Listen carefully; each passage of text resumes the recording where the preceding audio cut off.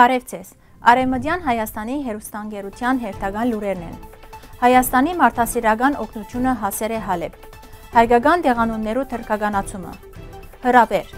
Խնաձախեն ու խոզնավարեն կհայտնեն ադրբեջանական կողմը այս գիշերալ գրագած է։ Թումանյանն ու Իսահակյանը անիի մեջ։ Լայցպիկի մեջ փածվեր է Ավետիք Իսահակյանի հուշադախտակը։ Հայաստանի ղրգած մարդասիրական փերը գոքնե մեղմել բادرազմի եւ ճգնաժամի հետևանքները։ Հայաստանի Հանրապետության կողմէ Սուրյո ժողովրդին դրամատրված մարդասիրական փերը հասեր է Հալեբ, գրեր է սուրյացի լրագրող Հովհաննես Շահրյանը։ Մարտ 21-ին Հայաստանը հայ-թուրքական սահմանին գտնվող Մարգարայի անցագետով մարդասիրական օգնություն ղրգեց Սուրյո։ Մարդասիրական փերը կներառե սնունդ եւ բժշկական բարականեր,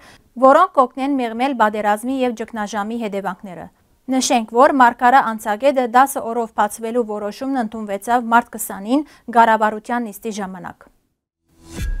Հայաստանի մեջ օդար դիրաբեդություններու հաստատումը ոչ միայն ժողովրդական, ընկերային, տնտեսական եւ քաղաքական հետևանքներ ցկեր է,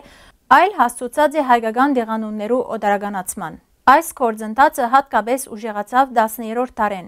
իսկ 16-17-րդ դարերուն Օսմանյան եւ Սեֆյան դիրաբեդություններու ժամանակ ստացավ համագարկված բնույթ։ Հրաչյա Աջարյանի դվյալներով 20-րդ դարու սկզբին հայաստանյան պարպարներուն մեջ արդեն գային հազարավոր թրքերեն բարեր։ Թրքացման հիմնական ցևերը կներառեին դեղանուններու հնչյունական ցևափոխում՝ ակարակ, էկրեկ, կավար, կևեր, գարս, ղարս։ Հայերեն անվանումներու բառացի թարգմանությունը աղջկաբերդ, ղզղալա եւ նոր անուններու դալը ճնչելով հայկական ինքնությունը։ 1913 թվականին Օսմանյան կայսրությունը պաշտոնապես որդեգրեց դեղանուններու թրքացման քաղաքականություն, որը շարունակվեցավ երիտ թուրքերու եւ հետագային Թուրքիո եւ Ադրբեջանի իշխանություններու կողմեն։ Հայկական դեղանուններու աղավաղման ու փոխարինման միջոցով փորձվեր է վերացնել հայ ժողովրդի պատմական ու մշակութային ժառանգությունը, յուրացնելով անոր ինքնությունն ու անցյալը։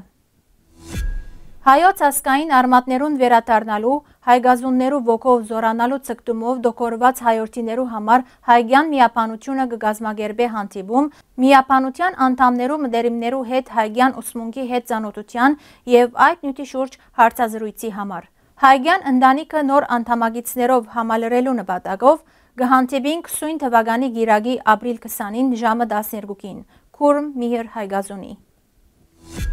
Սյունիքի խնաձախ եւ խոզնավար գյուղերու բնակիչները կհայտնեն, որ ադրբեջանական կողմը վերջին 6 օրերուն շարունակ կգրագե, երբեմն շինություններու եւ դաշտերու ուղղությամբ։ Պաշտպանության նախարար Սուրեն Բաբիկյանը բնդեր է, որ գրագոցները Հայաստանի ուղղությամբ չեն, ուստի պաշտոնական արձագանք չեն ստացած։ Ան ընդգծեր է, որ հարցի լուծումը կտեսնեն դիվանագիտության միջոցով։ Պաշտպանության նախարարությունը եւ իշխող գուսակցության պատգամավոր Նարեկ Ղահրամանյանը կհայտարարեն, որ գրագոցները թիրախային չեն, սակայն գյուղերուն մեջ անհանգստություն կա։ Խնաձախի եւ խոզնավարի բնակիչները կնշեն, որ գրագոցները ավելի բարբերական դարձերեն սկսելով գիշերը եւ շարունակվելով մինչեւ լուսատեմ։ Դարածվեր են նաեւ գիշերային գրագոցներու դեսանյութեր։ Մինչդեռ գյուղացիներեն մեկը ազատության հայտներ է, որ դաշտը աշխատելու ժամանակ ադրբեջանական կողմը գրագեր է իրենց ուղղությամբ։ Նախարարությունը ընդգծեր է, որ վտանգավոր խախտումներու բարակային պաշտոնական հաղորդակցություն կդարածեն։ 1901 թվականի սեպտեմբերին Հովհաննես Թումանյանը բուժում ստանալով կհասնի Ալեքսանդրապոլ։ Այնտեղ իր անմիջական հանդիպումը Ավետիք Իսահակյանի հետ կվերածվի կարևոր ուղևորության։ Անի դեռ չեմ եղած, շատ կուզեմ տեսնել։ Անպատճառ գլուխ բեր այդ բանը։ Թումանյանը գտիմե Իսահակյանին եւ անոնք կջամփորդեն դեպի Անի հայոց երբեմնի փառավոր մայրաքաղաքը։ Անիի ավերակներու մեջ Թումանյանը կշրջի լուր խորասուզված միտքերու մեջ։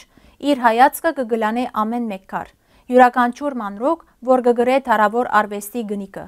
Կանգնելով սյուներու, գամարներու, կանտակներու առաջ ան գնայի երկար, ապա աչքեր կկոցե, գարձես լսելով աներևույթ երաժշտություն, որ կհնչե անցյալի խորքերեն։ Երբ անոնք կհերանային քաղաքեն, Թումանյանը վերջին հայացք մը գնե դե Անիին ու ցավով գսե. Ինչքան մարդ պիտի անփանը լա, որ ցերկ բարձացնե այս հրաշալիքներուն վրա։ Արդյոք այս գեղեցկությունը պիտի անհետ կորի առանց հետ ցկելու աշխարհի արվեստին մեջ։ Այս խոսքերը ոչ միայն ագանադեսի դպավորություն են, այլ ցավի, բողոքի ու թարեր շարունակվող գորուստի արձագանք։ Անիի փարահեղ անցյալն ու անոր ճակատագիրը կմնան հայ ժողովրդի հոգու վերքը, որ շարունակ կհիշեցնե գործված արժեքներու մասին։ Գերմանիո Լայպցիգ քաղաքին մեջ բացվեր է Ավետիք Իսահակյանի հուշադախտակը, որը կգրե ինքնություն խորագիրը։ Հուշադախտակը դեղեկատվություն կներկայացնե բանաստեղծի մասին, փաստելով, որ Իսահակյանը եղել է հայ-գերմանական ընկերության հիմնադիրներեն։ Հուշադախտակին ամրացված է նաև Գյումրիի Սև դուֆը,